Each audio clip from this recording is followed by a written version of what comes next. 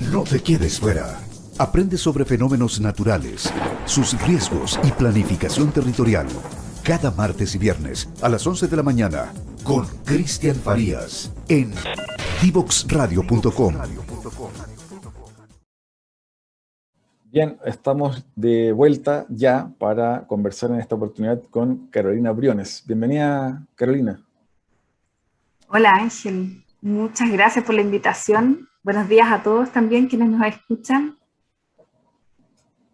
Bueno, Carolina es directora ejecutiva en el CETEC y vamos a estar conversando hoy sobre innovación abierta en la industria de la construcción, obviamente digitalización en la construcción, entre otros. Siempre, Carolina, partimos conversando con el invitado un poquito sobre su historia, sus primeros pasos estudiantiles, laborales, etcétera. Así que te invito a que nos puedas contar un poquito de ti. Bueno, Ángel, contarte de que mi profesión, yo soy arquitecta, ¿ya? Estudié en la Universidad de Chile. Bueno, en la Universidad de Chile cada vez que uno estudia hay momentos álgidos en cuanto a política, así que siempre pasar por esa escuela, sobre todo allá en la facultad en Marcoleta, donde también está geografía, y hemos visto salir grandes políticos, dentro de ellos compañeros de mis generaciones eran mismo Jadwe, ¿verdad? Era toda una experiencia pasar por esa escuela. Y luego, antes de terminar también la carrera, tuve la oportunidad de ya tener experiencias de vivir afuera. Nos fuimos con una compañera, bueno, en tercer año llegó un grupo de franceses, de compañeros franceses que habían habían hecho un intercambio en la Escuela de Arquitectura de la Universidad Central, y luego habían pasado unos meses por nuestra facultad, y a nosotros nos llamó mucho la atención esa visión francesa tan distinta de proyectar la arquitectura, que al poco andar nos fuimos con una compañera que hoy día vive en Nueva York, a vivir y hacer un semestre en Francia, ¿ya? Así que ya desde antes de titularme tuve esa experiencia de vivir afuera.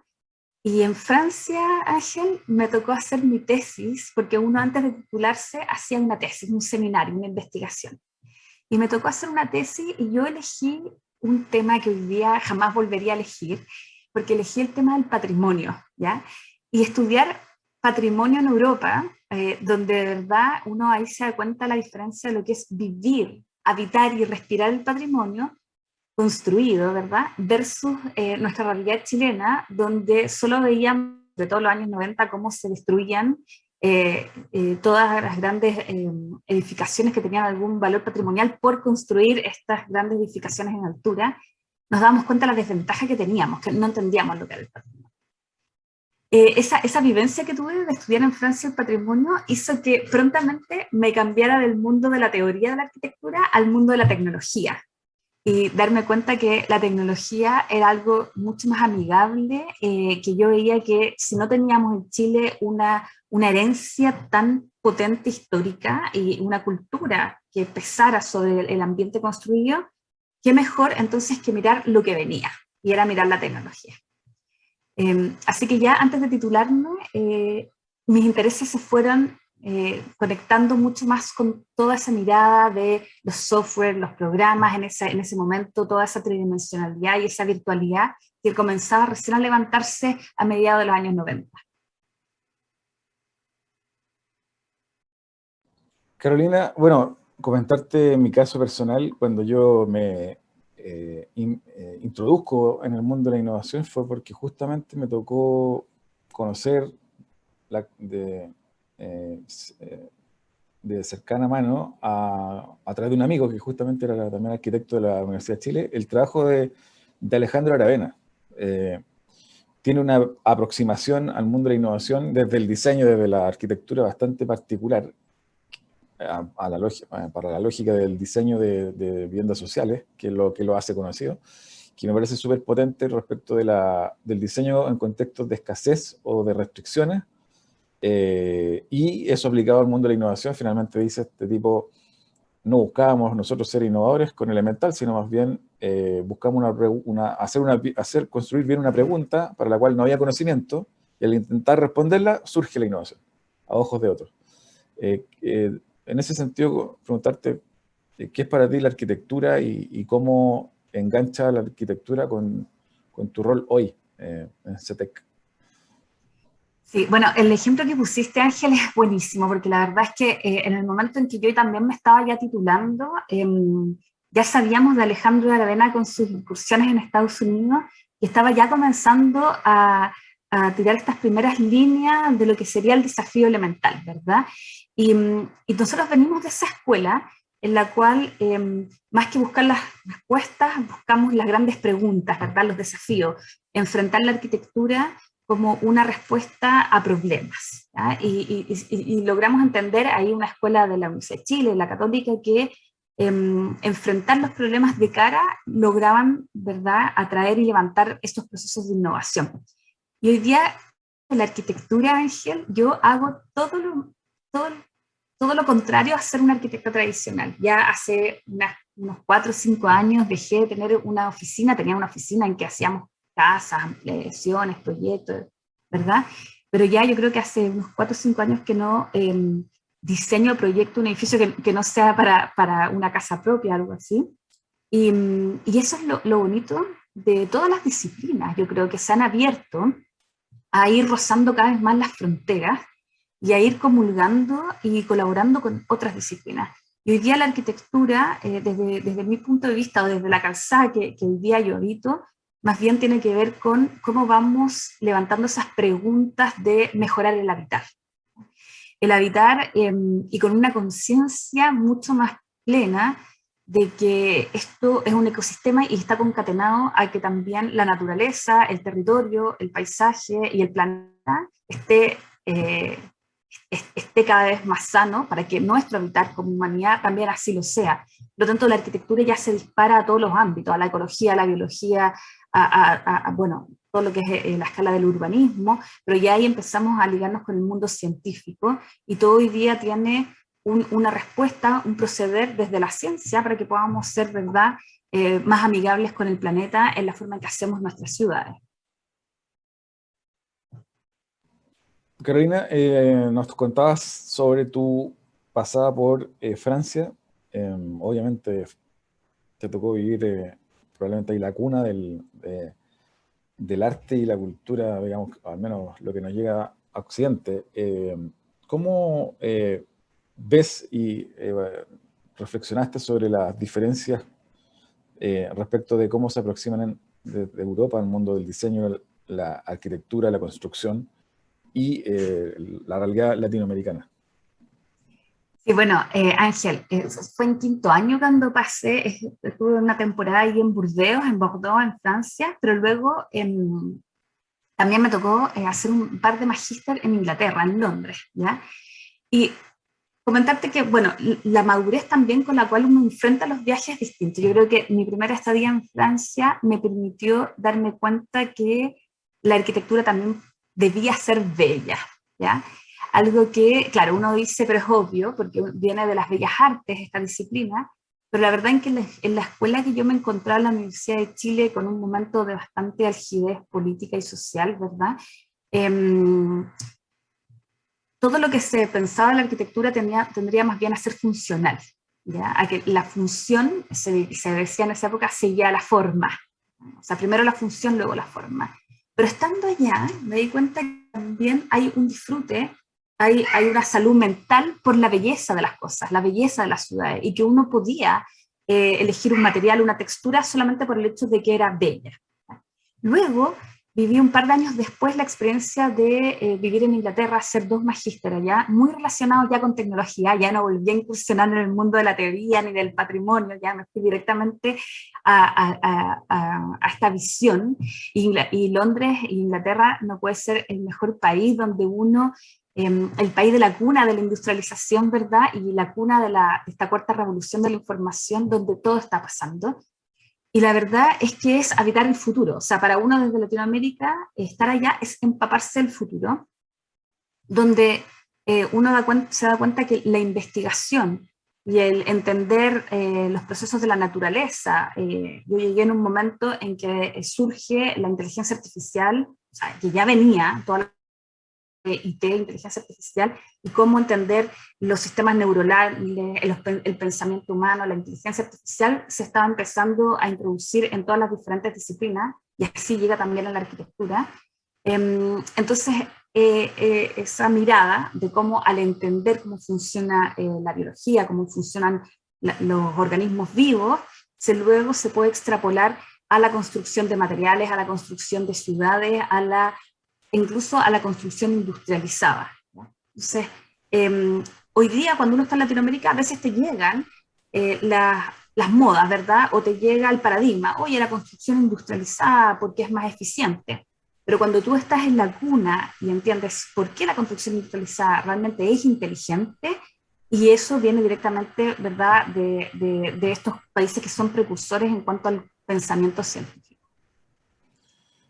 Carolina, bueno, te tocó también, como nos comentabas, vivir en Londres, Inglaterra, y justamente también ahí cuna de grandes arquitectos, ¿no? Norman Foster, que es uno como de los más conocidos por estos lados, uno de ellos.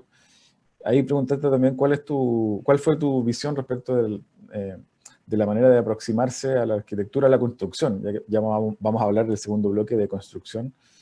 ¿Cómo están viviendo, cómo viven ellos la lógica de la construcción? Esto de tener un edificio como el de Norman Foster, este edificio de vidrio, al lado justo hay casas, construcciones de cientos de años, conviven en un mismo paño, digamos, construcciones antiquísimas con edificios ultramodernos que conviven. ¿Cómo viste ese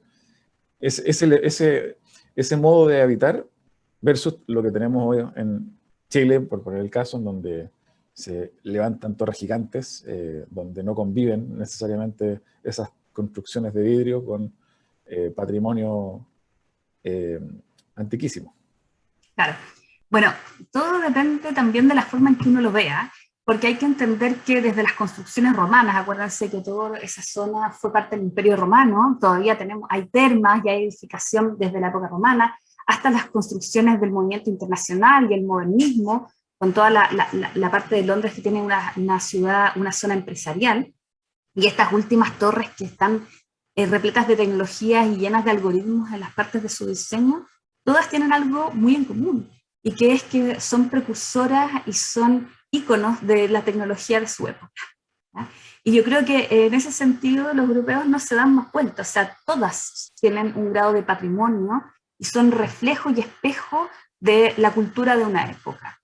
Y ahí es muy potente porque en el fondo son estos proyectos icónicos a nivel global, ahí se construye lo próximo que va a venir. Pero hay una de las cosas que es más interesante, que me gustó vivirlo en carne propia con todos estos Star Architects, ¿verdad? Dentro de los cuales también estaba Zaha Hadid, una de las pocas arquitectas mujeres de relevancia mundial. Fue darme cuenta que uno, viniendo desde Latinoamérica, que debe ser el continente más poco desarrollado, cuando uno está allá en la cuna del conocimiento, o viniendo desde cualquier parte del mundo, uno tiene una oportunidad de trabajar en estas grandes oficinas, ¿verdad? Y eso fue algo que me impactó muchísimo. O sea, yo cursé 2 magíster, uno en la UCL y otro en la Universidad de Westminster, y tengo compañeros y compañeras de ambos magíster que al terminar el programa se instalaron en trabajar en esta oficina y están hasta el día de hoy, ya sea de Norman Foster, de Zaha Hadid y muchas otras, siendo personas que venían de mundos absolutamente subdesarrollados, tenían estas oportunidades, que aquí en Chile todavía se ve muy distanciado, ¿verdad? Muy polarizado. O sea, aquí en Chile o uno estudia en la Universidad Católica o en un par de universidades privadas donde tiene acceso a sus círculos, ¿verdad? Si no te quedas absolutamente fuera de la posibilidad de vivir esa experiencia. Allá tú venías de donde venías, tienes la posibilidad de trabajar junto a Norman Foster. Y luego lo tercero que me llamó muchísimo la atención, Ángel, es que las empresas hacen constantemente investigación. Aquí en Chile y en Latinoamérica casi funcionamos como mundos separados. Por una parte, la universidad, sus investigadores que investiguen tranquilos, que escriban papers, y por otra parte, las grandes empresas o no voy a hablar de las startups, porque las startups siempre alimentándose de estas nuevas investigaciones, pero funcionan como mundos aparte. Allá lo que vemos es que hay una directa relación que lo que se está investigando en el laboratorio, en la universidad, se está aplicando en los proyectos de estas grandes empresas. Y por lo tanto, todo lo que hace Norman Foster de tomar la arquitectura generativa, los algoritmos, la inteligencia artificial, es algo que está constantemente ebulliendo de los investigadores de las universidades y que se traspasa y se ve luego construido en nuestras ciudades. Esa alianza es es la alianza correcta, ¿verdad? Y que el conocimiento fresco se instale en las construcciones. ¿Y qué nos pasa a nosotros? Que esta llega muchos años después. Carolina, antes de ir a la siguiente pausa musical, preguntarte un poquito tu visión respecto de la arquitectura chilena para cerrar este capítulo respecto a la arquitectura y el diseño. Sí, mira, yo creo que la arquitectura chilena ha logrado una cierta madurez y también ha logrado un prestigio internacional, y eso se lo debemos a estas generaciones, ¿verdad?, de arquitectos que han sido connotados. Y también a la difusión, ¿verdad? Empezó a generarse publicación en las universidades, empezaron a visualizar toda esta generación de arquitectos hacia el exterior, por lo tanto se logra un cierto prestigio. Sin embargo, hay que reconocer que todavía esta generación de arquitectos... Ahí hay varios conocidos, además de Aravena está, por lo que yo recuerdo, Emilian Radic, Matías Klotz y otros próceres. Raza, claro, Puga, también hay varias mujeres ahí, y hay también muchos no conocidos, y hay muchos arquitectos también de mi generación, yo vengo un poquito más abajo de ellos, que están haciendo muy buena arquitectura residencial y de edificio, ¿ya? Y yo creo que lo que nos falta todavía es escalar, a hacer mejores barrios y mejores ciudades.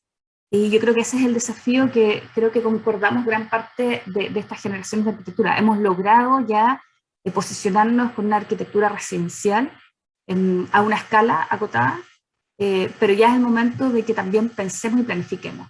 Y por otra parte, nos pasa que a nivel del desafío urbano, siempre estamos reaccionando ante la contingencia, ante los desastres naturales.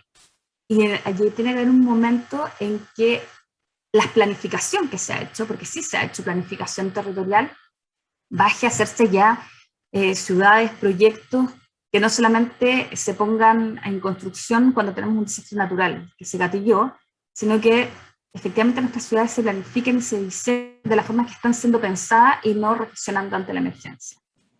Buenísimo. Gracias, Carolina. Muy interesante esa reflexión final. Y te quiero invitar a una pausa musical. Al regreso vamos a estar conversando de arquitectura, pero también de construcción digital, digitalización en la industria de la construcción, que todavía es muy old school, como se suele decir, muy a la antigua. Tradicional todavía. Tradicional. Sí. Que eso obviamente hay que ir cambiándolo, y de eso y mucho más a la vuelta de esta pausa musical.